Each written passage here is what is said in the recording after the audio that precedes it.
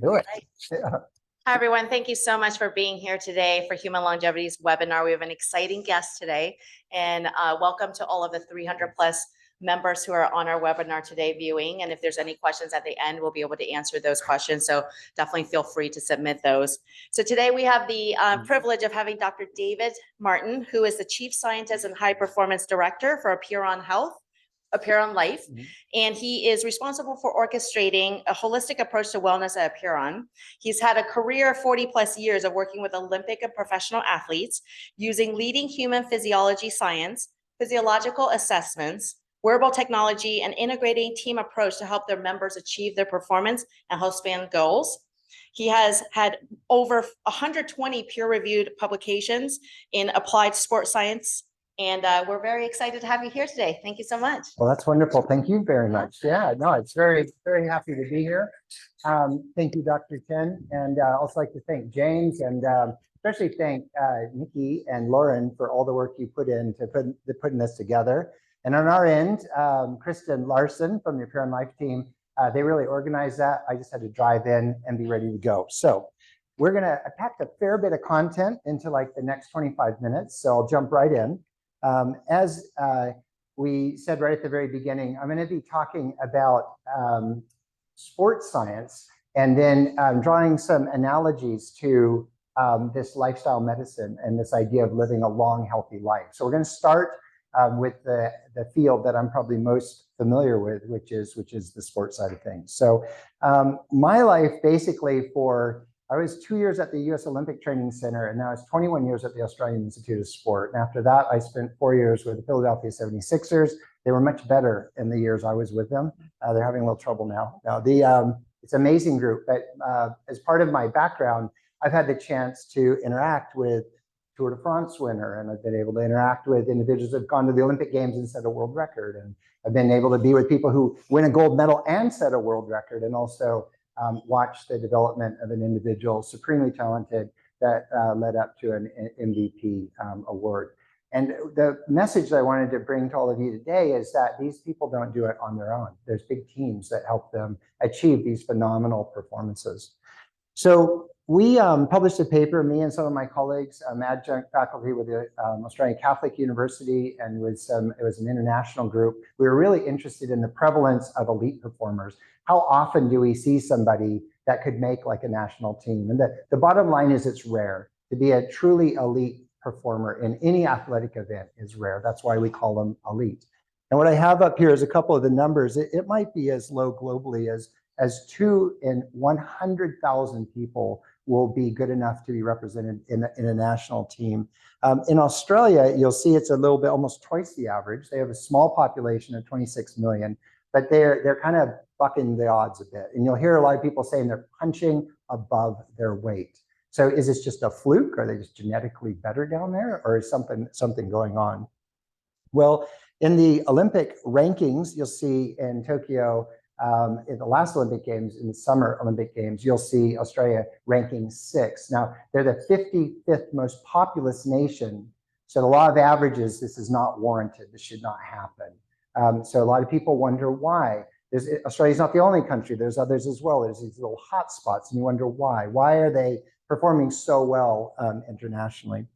The history of Australia's Olympic performances are really punctuated by an Olympic Games in 1976, when a federal minister went out to the Olympics to have a breakfast with all the gold medal winners, and there were none. This is really embarrassing. The Olympic team performed extremely poorly.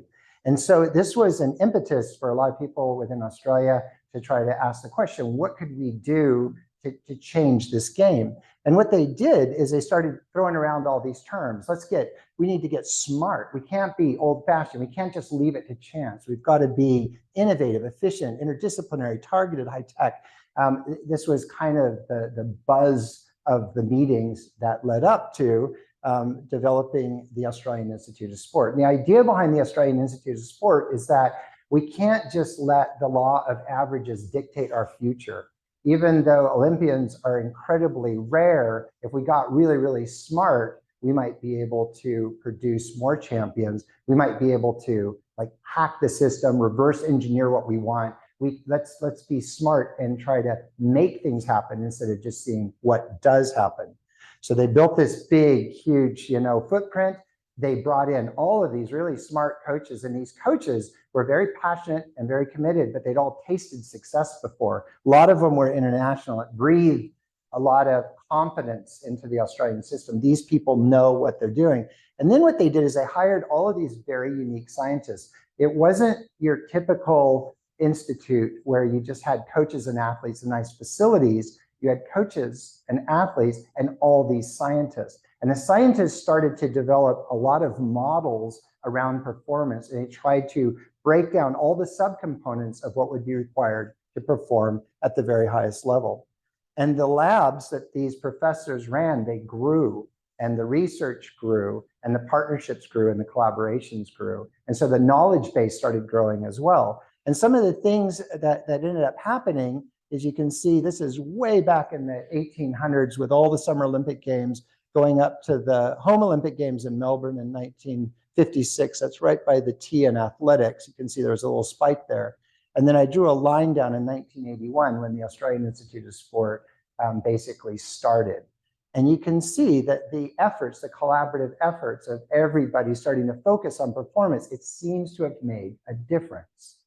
So what were some of the things they were doing? Well, I talked about these models. If you want to improve an athlete's performance, you got to really get in the weeds. You got to understand all the subcomponents of that performance. You need to understand what athletes are tall enough, what athletes are strong enough, which ones have the highest aerobic capacity. You need to know how to train them. You need to understand all the equipment, the boats, the bicycles. You need to look for all these, like what's sometimes called as marginal gains, and you need to try to collectively help these athletes work on their weaknesses, celebrate their strengths, and sequence together progressions that allow them to pull off a result that is somewhat unbelievable at the time that you start them. So some of the models, we could predict future performances. We look on how much power you produce, how long will it last based on your physiological makeup. So if you've got a VO2 max of 50 mils per kg, how much power could you produce and how long would it last? And what were some of the predetermining variables that would help us understand why it stopped? And if we improve those, then maybe it would go a little bit further. We could predict cycling velocity from power. If we knew coefficient of drag area, we could predict pacing strategies that were more ideal. We could look at even group behaviors based on some research done on how bees swarm and how fish school. And you can start to look like in the Tour de France, if you watched it, it's like a flowing mass of hundreds of cyclists all trying to figure out who should be in front, where are the safe areas, where are the dangerous areas. So with some of these models, we get really specific. This is a study that I did with a former doctoral student of mine, and we were looking at, actually with DEXA scanning, looking at how much muscle was there below the hips. And then if we knew how much muscle was there, then what we could do is we could look at how much power that muscle could produce. And we'd also look at how long that power could last. And so it allowed us to go through these decision trees. For some individuals, they had plenty of power to be a world champion, but they didn't have fatigue resistance. For other individuals, they just did not have enough muscle mass to produce the forces that were required to win. So you can see some of the logic helping us work one way with one individual and another way with another individual. We spent a lot of time in the wind tunnel with the cyclists. Some athletes are very aerodynamic. That means for the power they produce, they go very fast. Others, they need a lot of work. And so you could start to individualize your approach for the athletes based on their needs. We would do trials, hydrotherapy. Some people are saying it's good. Some people are saying it's bad. We would simulate a Tour de France over 3 weeks, and we would have the cyclists go in, and some would try cooling and some would not try cooling over 3 weeks of really high volume cycling to see what some of the effects were. And we would find out in some of these scenarios that their results were promising and they could be incorporated in the big Grand Tour races. And some of the data would help the athletes be convinced. So you can see pictures of us there working with the athletes. We weren't doing studies and then going to the elite athletes telling them what we found. We were actually doing the studies on them, and they were starting to see their own data and be convinced of which way to go. With all of the new technologies that were coming out, we could instrument the bicycles in really unique and novel ways. And so we could actually see them in their native environment, and we could start to diffuse or interrogate and try to understand when they did a race, why were they not winning? Where did they lose their time? What could we do to improve it next time? So there was a lot of iteration and looking at N=1, just the actual individual in the actual event, to try to tune the environment to try to allow them to get the very, very best out of themselves. You start feeling like you're working almost with like a robot, and all the science team are the programmers and the fiddlers, and we just have to build the models and test the machine and figure out what's going on. But there was one study that hit me hard, and I was like, this is really making me reconsider how we work and how I'm looking at the science of sport. And I want to tell you a little bit about this study, because it was a study where we wanted to do the first hemoglobin clamp that had been done with an altitude camp. So when you take athletes to altitude, their hemoglobin mass goes up. And we had monitored this and documented this for years. What we wanted to do is we wanted to see the impact of altitude on hemoglobin mass and performance. And so what we did to isolate that variable is for half of a camp, we had informed consent for all of this. It was pretty ambitious. It was with a women's national team, and they stuck their hand through that sleeve, and we took blood out of their arm, but they didn't know how much blood we were taking. They knew it was a variable amount. For one group, we just took a tiny bit to understand how the hemoglobin mass was responding to the altitude, and it responded just as we thought. For the other group, we would measure how the hemoglobin mass was responding, and we would take it back out of them. So in one group, it was clamped. And what ends up happening is you get a graph like this with one group, hemoglobin mass is increasing up to about 6%. And then the other group, we kept taking blood out. So they did not have any less blood than they came in with. We just took the blood out and properly disposed of it. That was a big deal in cycling. Everybody's like, oh, you're saving it and you're going to give it to them later, which was not the case. And so then the working hypothesis is that this is going to be a great study, because what's going to happen is the VO2 max will be low in the clamp group, and the VO2 max will go up because hemoglobin mass is required.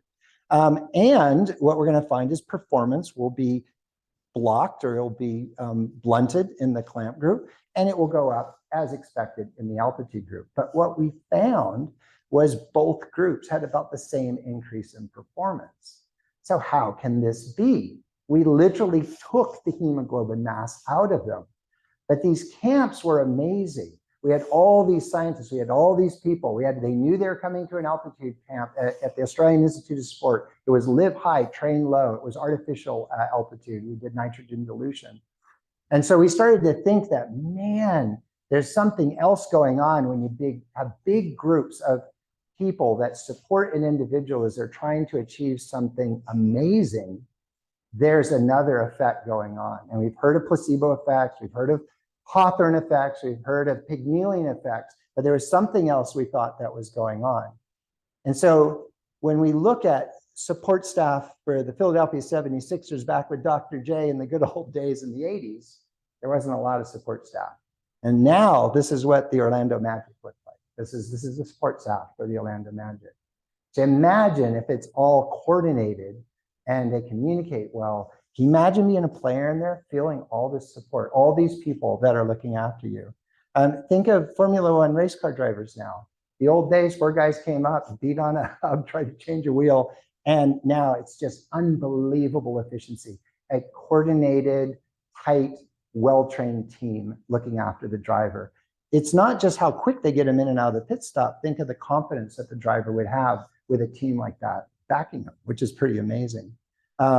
When Kipchoge broke 2 hours, the team supporting him was extensive. There was an altitude training team. There was a team that laid out the running course. There was a team that brought in a crowd because they knew the enthusiasm would be really important for the runner. They had all these pacers, a whole group brought in pacers. They were feeding off of a bicycle so they wouldn't miss a feed or drink and hydration during the run. They had all these pacers, a whole team of pacers They had laser guided pacing strategies. So these guys would run to the laser, and then Kipchoge could run in a draft. They ran this reverse V, and he had this special energy return shoe. So you can imagine what happens to human performance when you have this big collective group looking after you. So we wrote a paper, me and a colleague of mine, Shona Hulson, and we tried to make a number of cases that it's super important that people believe in what they're doing. If you're trying to push human performance to the highest level, you have to believe in what you're doing. And we labeled it provocatively lying to win. And the paper is all about, it's super important to believe in stuff, but it's even better when you believe in stuff that's real. And that you could just make stuff up if you want to be a sports scientist, and you could just lie, and you could just influence, and you could just have fun. And if you look the part and you speak convincingly, you'll probably get a lot of people coming along for the journey. But if you don't know what you're talking about, it will eventually erode. And if you're staying on the edge of science, then science becomes your friend. And as the facts and figures come forward, and you connect in things that the larger scientific community believes in, then what happens is it adds to a sustained belief effect. And that was the whole point of this article. So when I went to the NBA, we had an injured player, and something else hit me that I wasn't ready for. I was like, we're going to have a big team, got a lot of support staff, got an injured player. He could be really, really good. We just get all these people, all the doctors and the trainers and massage therapists and nutritionists. And I'm used to these environments. We'll be good. We just got to bring everyone together. But something else came up that I wasn't really ready for. And that was what happens when teams come together and the project that you're working on is starting to go a little bit bad. Because the journey for the athlete who is injured, it didn't just go linear from terrible to awesome. It took a lot of runs up and down. And what we noticed is that when things go bad, teams can fall apart. And we wrote this paper and we made an analogy. This is a couple of colleagues who are with OKC, and we both had similar thoughts. And so we put it together in a paper.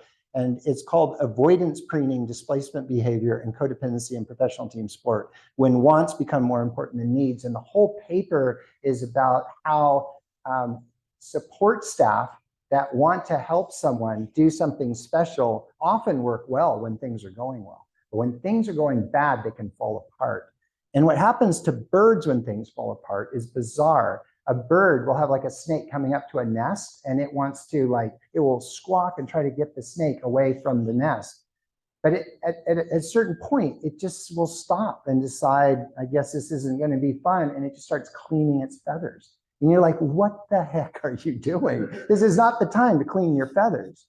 But what we were finding with support staff and high performance sport is that when things go bad, people turn to their laptops, and people tend to go do things that they're most familiar with, and the communication falls apart. And people don't focus on the needs because the needs have become vague and the conversations are going to get hard. And so what they do is they tend to shy away from one another, and they go to their safety comfort zones, and they don't want to have those hard conversations, and they don't want to get out and have your point guard work with your 3-point shooter and work out the problem. People go, it's time for a massage, or we'll just go over here, let's do some hydrotherapy. And so they'll spend a lot of time doing things that aren't really that important because it makes them feel better, even though it doesn't lead to an important result. Okay, so what does this have to do with centenarians in life? What does this have to do with living a long, healthy life? Some of you are probably thinking, I can see where he's going to grab a couple threads through this talk. Centenarians are really interesting to look at. They're really interesting to talk to. If you ever met somebody that's over 100, George here, that guy, he's 112 years old. And one thing that's really interesting is not just how many people are living to 100, but what's really interesting is how functional they are when they get there. So let's talk a little bit about these centenarians. And I've already set the stage with elite athletes. So I'm going to use a similar kind of approach. So guess what? Centenarians are rare. What was really interesting, I asked myself the question, I said, is it harder to make a national team with support, or is it harder to live to 100? It's harder to make a national team. It's relatively easy to live to 100. It's getting easier and easier. But that's not the point. Living to 100 is not going to be the point anymore. The point is going to be live to 100 and have every one of those years mean something for you. But right now, living to 100 is rare. About 62 out of 100,000 in Japan, and they've got high percentages. Blue zones have high percentages. In a lot of places in the world, you'd be lucky to find 5 people out of 100,000 who can live to 100. So there's a wide range of where you find these centenarians. These are some of the blue zones. There's a great Netflix series going on right now, and a lot of people have talked about these blue zones. But just like elite athletes who grew up on a farm in Wisconsin, and they got lucky and won a little 100-meter running race in a fair, and then they got picked to a team and they made it to the Olympic Games, they won gold, they kind of just lucked out. They had great genes, they worked the right kind of life, they never got hurt, they never had a coach, they didn't know what they were doing, they're super talented, they just got there. So one of the criticisms of the blue zone is they live into 100 and they're not even trying. It's cool to understand what is their environment like, but they're not doing heart surgery, they're not flying jets, they're not running startup companies, it's a whole different life. They've just like popped out, lived to 100. It's awesome. And so the question is, what if you don't live in Okinawa? What if you don't have that? Could you potentially reverse engineer some of the components into these lives that fit with other aspects of what's going on in society today? There's been a lot about now, more commonly, you'll start to find more papers talking about they're getting to 100, but they're not able to be productive in anything. They're not able to engage in anything. They're isolated, alone, and spending 10 years just being alive, but they're not really capable of living, which is a really interesting concept. These individuals are different. Some are thriving. This is both of these gentlemen are 100, 101 years old. They're painting, they're creating, they're engaging, they're teaching, they're doing stuff with their life. They're just not 100 waiting for the next birthday. They're doing stuff with their life. And so this becomes an interesting game. And then the equivalent in sport is you win a gold medal, but you're depressed, and a year later you commit suicide. So did you win? You got the gold and we celebrate that, but were you healthy? And is that something that we're willing to accept? And for people that live to 100, I think the question is now starting to turn to, let's not just get to 100. Let's get to 100 in a way we can do something with our life. There's now a lot of really interesting examples. There are older people holding on muscle mass. There are older people, 100-year-old, they claim he ran a marathon. That's pretty good for 100 years old. That's impressive. They are sprinting 100 meters. This one woman presented 100 meters, broke a record. She's all fired up, and she said, "Do you think that's impressive? Watch this," and popped down and did 5 push-ups. Like there's some pretty impressive people out there, and they're starting to be examples of not only getting to 100, but what you can do with it. So let's turn a little bit to Appear on Life. So it's a little plug here. So I work at Appear on Life, so obviously have some biases, but I want to tell you a little bit about our approach within the context of what I've just set up. So this is a shot of Jeff Yang, and Jeff Yang, venture capitalist, Red Point Ventures. He is super interested in sport. He's super interested in health. And he's got some really interesting, influential friends. He has been involved with the US ski team. He knows Steph Curry. He sees how the guys up at Golden State Warriors support him. He's been around golf at the highest level. He sees athlete with support teams. He gets it. He sees it. And he's asking the question a lot of people are like, hey, if I had a team around me helping me live a long, healthy life, maybe just like these extraordinary athletic performance, maybe I could perform well in life. And so what would it take?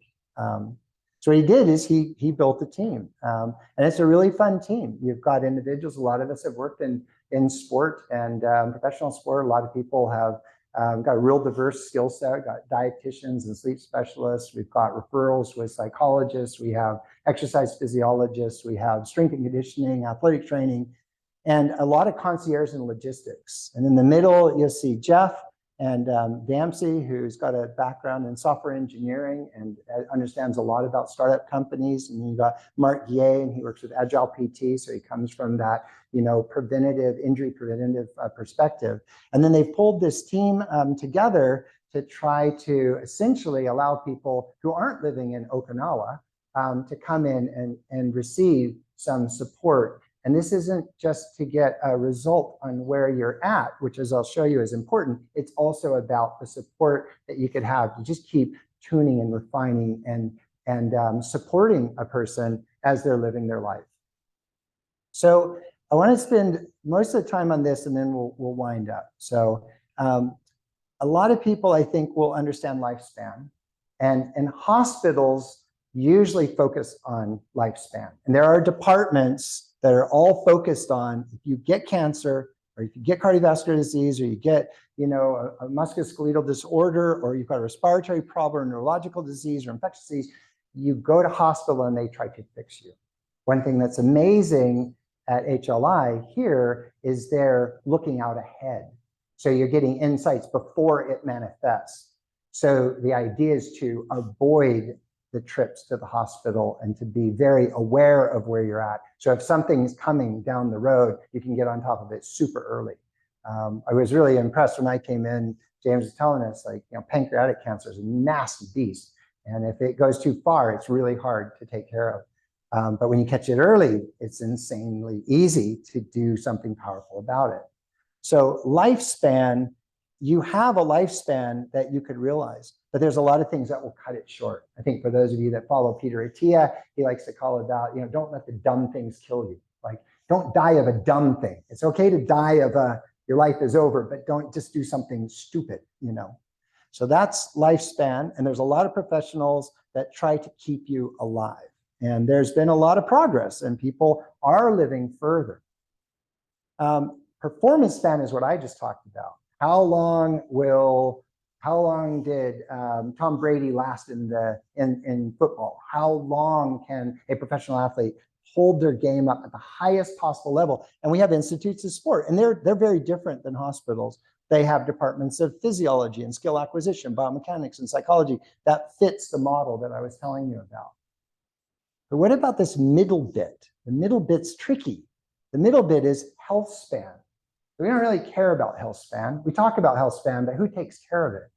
I mean, it's health span. You don't even know you're losing it. It just kind of slowly disappears. And they're like, oh, your bone mineral density is less. Your muscle mass is less. Your balance is worse. And they just kind of, you can still live. It's okay. But the whole idea of trying to help hold on to, and in some cases for people that have really lost their health, bring it back to a high level, that's the area that Apeiron Life is really focusing on. So in an interesting way, we feel at Apeiron Life that we are a really nice partner with Human Longevity Incorporated, because the two are both important. You want to make sure that you're not going to get knocked off with something that is sneaking up on you, but at the same time, you want to preserve everything that you have. And then when that's all going well, if you want to go do a triathlon in Hawaii, just let us know. We'll help you there too. Yeah.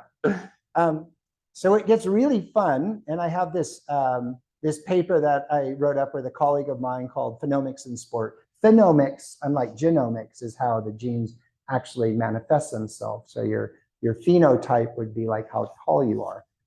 And so there are ways to see how your body's expressing itself. And we're really interested in the interaction between sleep and nutrition and exercise, and how they influence early response variables like your blood and your proteomics or your metabolomics, how the body's responding to certain combinations of lifestyle modifications, but also how it ultimately manifests itself through different types of functional capabilities. That becomes something we're really interested in. And we're interested in how you build the team so that it doesn't fall apart. How would you build a team so that you feel confident that you've got a group that's around you for prolonged periods of time, not harassing you or nagging you, but not avoiding you or neglecting you? How do you get a group of experts that come together and put you in the center and decide this is probably the best thing to work on now, and this will lead to this here, just like you would kind of like an elite athlete. There's a concept of therapeutic presence that's written about a lot, and that is when you get in with a group and they put their own personal problems aside and they're not really worried about what a treatment costs or how long a treatment lasts, but it's just people that really care about you and work together with you to try to help you. And you find out it's a lonely world. There's not a lot of people that care about your health. They don't. It seems like they should. Your mom does. Thank God for moms. But there's not a lot of people, you get sick in the workforce, people go, oh my God, he's sick again. When are you coming back? Like, they don't really care about your health. And so to have a group that does care about your health can be pretty powerful. And there's all kinds of stories about how influential it is when you have a group of caring people around you. And if you follow the Blue Zone stories, it's really interesting. They call them this moai. In Japan and Okinawa, this is the group of lifelong friends, and these are these collectives that look after each other, and they're all collectively and passionately supporting one another in their life and their overall well-being. And that falls apart for a lot of people. So just as a quick wrap up, it gets complicated really fast for everything that goes on in people's life. Weight loss is like one where people go, I want to lose a little bit of weight. But look at how many factors influence weight loss, and think of how many types of people there are in the world. So it's a complicated problem. And there's a lot of people out there trying to make money off of ways to help you lose weight. But who would really think about sitting down with someone, understanding all of their goals, all of their background, and like with an elite athlete saying, we're actually going to prioritize some therapy and some stress reduction stuff first, because we think that's interfering with sleep, and then we're going to work on sleep. They're like, yeah, but I'm here to lose weight. You're like, no, check me. You can't lose weight if you can't sleep. You can't sleep if you're totally anxious. So once we get you sleeping, now you can make good food choices. So now we'll work on your diet. Like, yeah, but I'm here to lose weight. I got to start exercising. Like, not yet. You'll just hurt yourself, and you only get frustrated. So now we got you sleeping. Now you got some stress reduction. Now you're starting to eat better. Now we're going to start putting on resistance training. What the hell would you do resistance training? I got to burn some calories. Not yet, because if we put you on high volume, you probably get hurt and we'll all fall backwards. So let's get you stronger, more resilient, and then we'll build up the low intensity, and then we can get to the higher intensity cardio that helps you target the visceral adipose tissue. So it's a whole sequence. It's a different way of looking things when you have a team around you. Picking the priorities, building the progressions, inspiring people to stay involved, and baking belief into it. I think that's really the future. I think that's going to be the future. There's going to be a lot of knowledge out there, but it's going to be the translation piece, which is going to be the next frontier for a lot of us. So in summary, if you want to live a long life, you might want to think about it a little bit, because it's kind of rare. There are hot spots, and for those people that are there, in Okinawa, I'd say they're lucky. In Australia, for the elite athletes, I'd say it's kind of engineered. Institutes of sports are doing great research on human performance, and we can harness some of that and translate it. For centenarians and hospitals, the universities, and the Buck Institute, there's some great people looking into aging. The technology that is going to help all of us is coming from startups, institutes of sports, universities, hospitals. That's going to be a given. It's just going to keep getting bigger and bigger. The support staff, you can be an elite athlete alone, but it's rare. You can increase your odds by having a coach, which would be like having like a concierge doc. But it's really cool when you have a sports science, sports medicine team. And I think that we're going to start seeing the teams are going to get better and better in healthcare. I think those teams are going to get better and better. If you're late to the party, and this happens in sport, you have a talent transfer. I wasn't doing sport at all. I'm in college. I found out I'm gifted. I'm going to the Olympics as a skeleton athlete or something. This does happen. There will be people coming late in life and going, I got to stop smoking. I got to make a change. And we want to be able to help those people as much as possible. You don't want to have to say, I can only help you if your life is perfect. The future is going to be, as I said, I think priorities and progressions. And then super important, but often neglected, is how do you bake in a healthy elite athlete? How do you bake in a healthy centenarian that's very, very functional? How do you build in trust, belief, and support that is sustainable? I think that's what's so exciting for so many of us working this space. So thank you so much for the time. Thank you guys for attending, and we'll open it up for any questions. Yeah.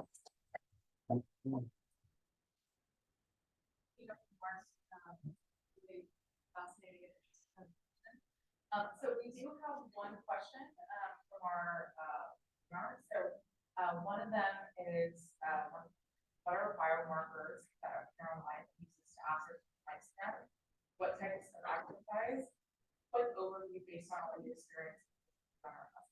Yeah, that's a big question. So biomarkers tend to be, a lot of people will go to the blood. We use a lot of functional metrics for our biomarkers. So we know that when your aerobic capacity is very low, your risk for cardiovascular disease goes up.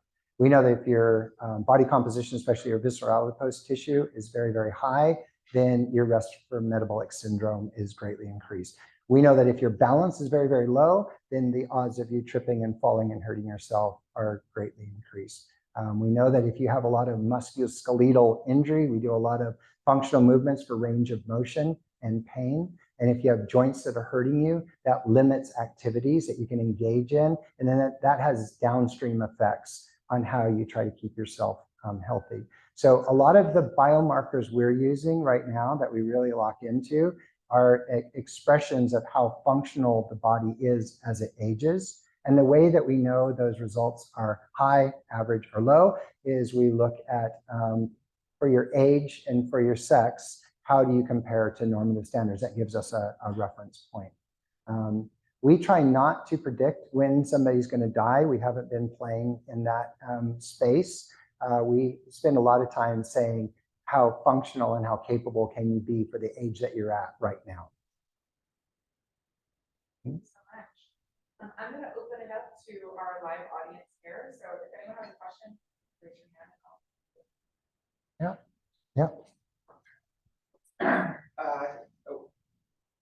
Give a list of all the things that change with age. Biomarkers. Yeah, so I showed you one graph. We call them health span domains. And we pick those because all of them decrease as you get older. All of them are important for life. All of them we can measure, and all of them can be improved or at least maintained by modifying your lifestyle. So we have cognitive health, neural processing speed, and verbal fluency. We know that will decrease with people as they get older. Some a lot, some only a little. And so we test that by using a system called React Neuro, and we test it. We know that balance will decrease, something as simple as a stork test, like your hands on your hips and you stand with one foot. We know that balance decreases.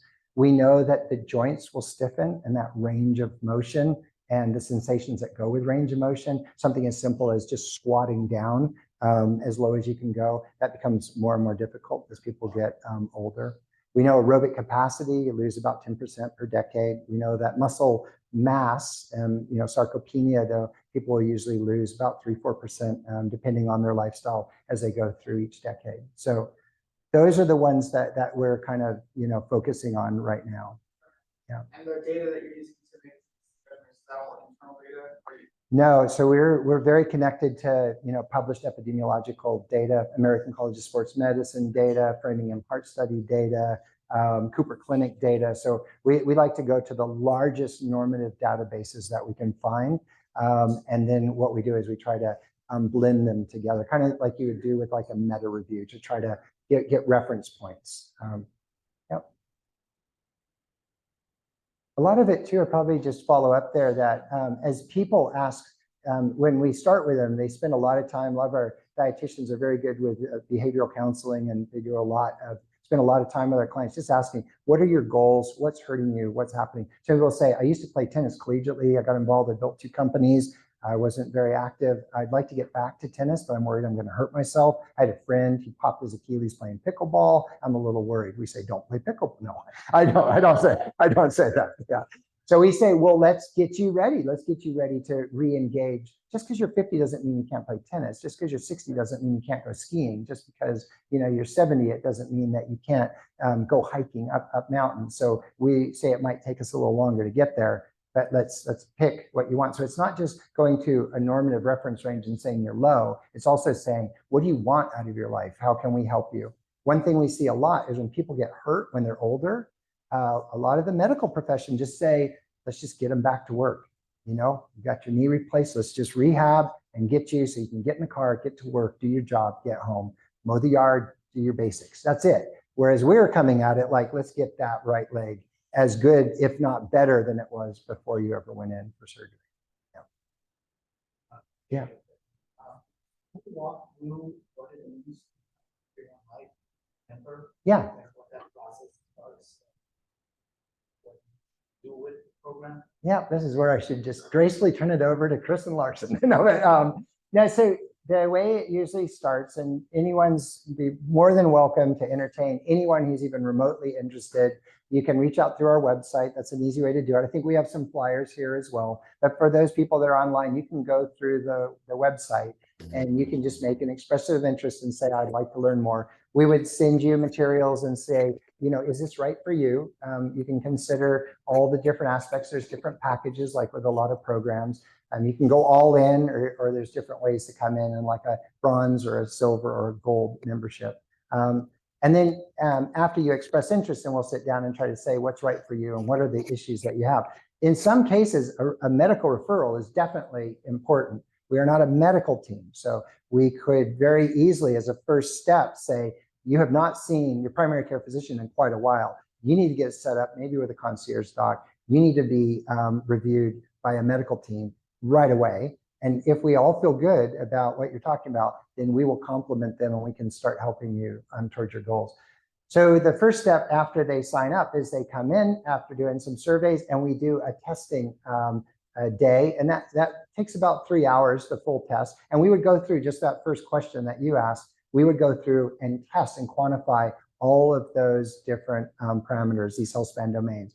They would see a chart and a plot, and they'd be like, wow, I'm good here, I'm weak here. We might get, say you get like a 58-year-old woman, and she loves her Peloton and she loves yoga. And she comes in and we test, and she has very low muscle mass and she has very low bone mineral density. And she's like, I'm thin, I feel healthy. Like, what the heck, you know? I work out all the time. And you're like, yes, but there might be some dietary shifts, and there could also be some changes in your lifestyle that would address some of those things that are on the lower end.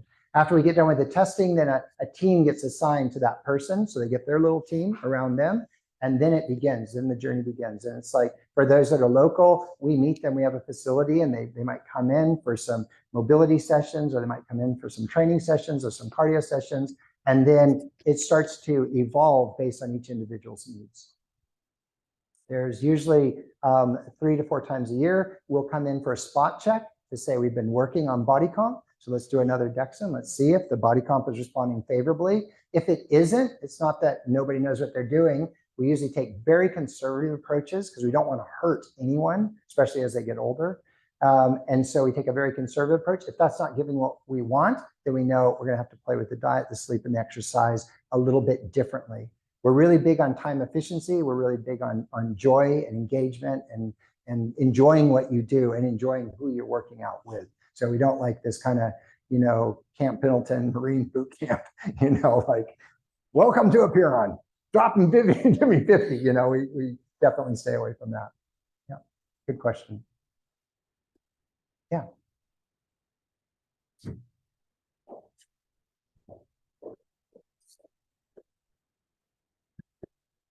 So do you interface with HLI? Is it like you do the implementation of physical capabilities and things like that? Yeah, so we've just been talking over this last year. You know, we love the HLI team and we love what they have to offer.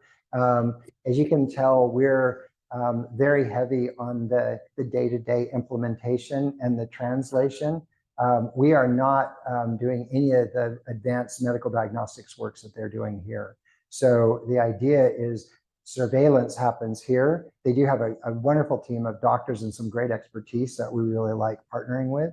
And for some individuals, it's a really nice complement to be HLI and complement that with an Appear on Life package to put the two together. We're all geared up for the day-to-day. These guys are all geared up really for that advanced, very sophisticated surveillance to see if there's anything cropping up that you need to pay attention to. In that hierarchy of needs, you know, medicine is first. You know, it's no good me helping you with your shoulder mobility if you're about to have a heart attack. You got to get the important stuff addressed first. And it's very new. Like we've met just within this last year, and we're just watching HLI grow. We love their approach and their philosophy, and so we've been very interested in growing our partnership with them. Yeah.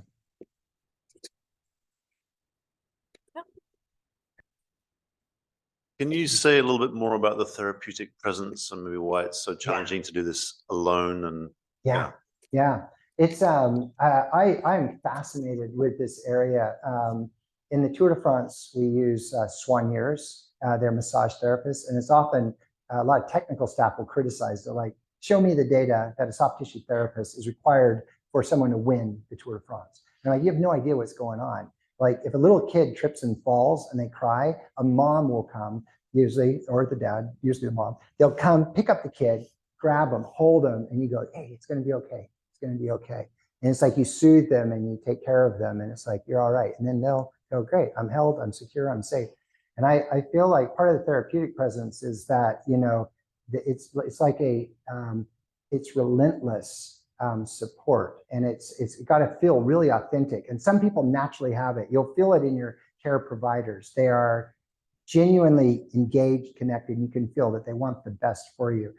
For some people, you know, and surgeons get a bad rap, but you know, heck, let's hit them. You know, they sometimes they forget. You know, like that's my knee you're working on, and I need you to talk to me and tell me. And they're just like, yep, hit him at 5. Let's go, cut, boom, bang, bang, bang. You know, zip it up and let's go. And so we are humans, and we really, the connection is super important. And so, and it's funny because it's not just your strength and conditioning coach connecting with you, and you got to believe in these people. We had like an 86-year-old woman come in. She'd fallen, she'd been really beat up. She came in, and it was really moving because she came in at 86 and she just said, you know, I'm 86 and I can't walk now. My foot hurts and I'm on pain medication. And they're just like, well, you're 86. It's the way it is, you know, they give up on you. But what we did is we were like, all right, game face, let's go, 86. We had like a whole Formula One team there for her. We're like, all right, we got to get this done first. We got to get this done second. The swelling's got to come down. We got to make sure we don't hurt you in any other way. We got to make it safe. So then she got kind of teared up and she was like, oh my God, this is amazing. I said, what part of it do you think is most amazing? And she said, you guys believe that I could get better. That's what I just blown away with, because everyone else is just like going, yeah, well, you know, you're old. That's what happens. And I think it's really important. There's ageism is a bias. And as you get older, it's not fair for medical staff and for friends and family to just go, you know, geez, I don't feel great. I don't have a lot of energy. And they go, well, you're getting older, Cliff. You're old. You know, that's almost an excuse. So I guess in a nutshell, the kind of therapeutic presence is a team coming together. The team believes in other members of the team, and the team believes in you. And I think in some of these, like Okinawa we talked about, they get that. It's working. They've seen it, so they believe in it. But I think in other places you get isolated, and it's a lonely place to be. And people just go, do this program and take this pill, and that will help you live longer. And you're like, yeah, I'm not feeling it. Yeah. Great, thank you. Any other questions? Yes. So considering the pandemic Yes. and the isolation that people felt, and the then advent of the whole Zoom world. So when you're talking about connection, where does Apeiron fit with the idea that you also need not to Zoom everything, because that's more convenient. Everybody works from home. Everybody is really busy. You want to, versus effort to try to bring people in. Is there a conflict because the culture shifting? It's a great question. And if you can help us work that out, I think we're going to be on a winner, because there's something about a Zoom connection. You know, I think people that connect with their family a lot through Zoom, it feels good because you know them and you've been with them. So it does have a little bit of a feeling there that goes with it. But it's, you know, dealing with clients through Zoom, it's the ultimate for scalability. So everybody's like, scale, scale, scale. Business models are just thriving on Zoom. But I think people really ultimately like something around them that they can feel and see, and that feels different and real and closer. And I bet we're going to start seeing studies. Stanford has a lifestyle medicine group, and these are great research projects. Like, you know, people talk about oxytocin, and they talk about, you know, dopamine, and they talk about laughter and engagement and satisfaction, like when you feel satisfied with something. And can you get that through a Zoom is Mark Zuckerberg going to crack it? And we don't know the difference. And we get more joy out of our avatar than we do from our best friend. I don't know, but it's a great question. And I think my take home point is it's one thing to get your program and it's one thing to be smart on what you do, but it's another thing to really be connected with the people that are helping you do it. It feels different. And it may just be that it's more sustainable, that if you did a short-term study, you wouldn't see too much difference, but over the long term, one is more sustainable. Yeah, it's a great question. And I think it's gonna plague discussions on scalability of startups working in the health and wellness space. It's definitely a big theme. Yeah. Great, thank you. Any other questions from our audience? Yeah. I don't know if you have time, but could you go through an example, real or generic, of the process you would go with a person from beginning to their optimal? Or Yeah, I mean, without disclosing any names, there was we've had a couple individuals who have had a pretty significant medical event, and for one person it was a heart, and the doctors, cardiologists were saying, you have to change your lifestyle and you have to start moving and exercising.